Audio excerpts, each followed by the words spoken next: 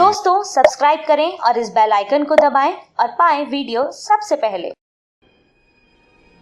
मैं भारत को भारतीयता की मान्यता के आधार पर फिर से खड़ा करना चाहता हूं, उस काम में लगा हूं।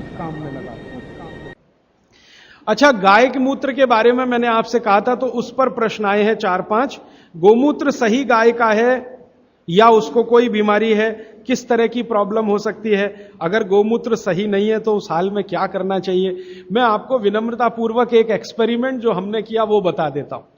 गाय को हमने 6 साल जहर खिलाया। एक गाय पर यह एक्सपेरिमेंट हमने किया। 6 साल जहर खिलाया, सबसे खराब जहर खिलाया। उसका नाम है संखिया, अंग्रेजी में कहते हैं आर्सेनिक। तो हमने गाय को दिया, चारे में मिलाकर दिया, बहुत मामूली मात्रा में, क्योंकि हम जानते हैं ज्यादा देंगे तो गाय मर जाएगी। हमें यह देखना था कि ये थोड़ा थोड़ा जहर देते हैं तो उस पर असर क्या आता है। तो 6 साल जिस गाय पर हमने ये प्रयोग किया वो गाय अभी भी जीवित है, अभी भी जीवित है और स्वस्थ है, तंदुरुस्त है। हमने हर बार उसको संख्या दिया और हर दिन उसके मूत्र में टेस्ट किया, आया कि नहीं आया। क्योंकि ऐसे कहते हैं ना, खाओ तो सब कुछ आने ही वाला है मूत्र में और ब्लड में। तो 6 साल लगातार उसको संख्या खिलाने के बाद भी उसके मूत्र में 1.0000 में चले जाएं, उतना भी संख्या कभी नहीं आया। अद्भुत है ये। अब मुझे पुरानी बातें इसमें जोड़नी है। बहुत लोग कहते हैं ना, गाय के गले में शंकर भगवान का निवास है। वो शायद शंकर जी ने पी लिया। शंकर जी तो मशहूर है ना, खराब से खराब जहर पीने के लिए।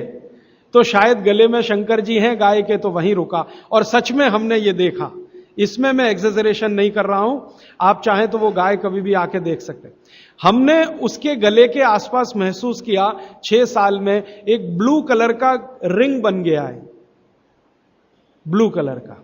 और वहां से ब्लड निकाला, उसको टेस्ट किया तो उसमें पूरा संख्या है, माने आर्सेनिक है। गले के नीचे वो गया ही नहीं, गले में ही रुक गया। शंकर भगवान ने शायद रोक लिया। तो आप बेखटके गाय का मूत्र पी लीजिए। आपके दिल में ऐसा लग रहा है वो कचरा खा रही है, आप चिंता मत करिए, ये कचरा जाएगा नहीं उसके मूत्र तक। भगवान ने उसके शरीर में ऐसी व्यवस्था करके रखी हुई है। लेकिन अच्छा ये होगा आपके दिल और मन की तसल्ली के लिए कि गाय अच्छा चारा खाती हो, साफ सुथरे वातावरण में रहती हो और नियमित घूमने के लिए जाती हो, उसका मूत्र जरूर पिएं।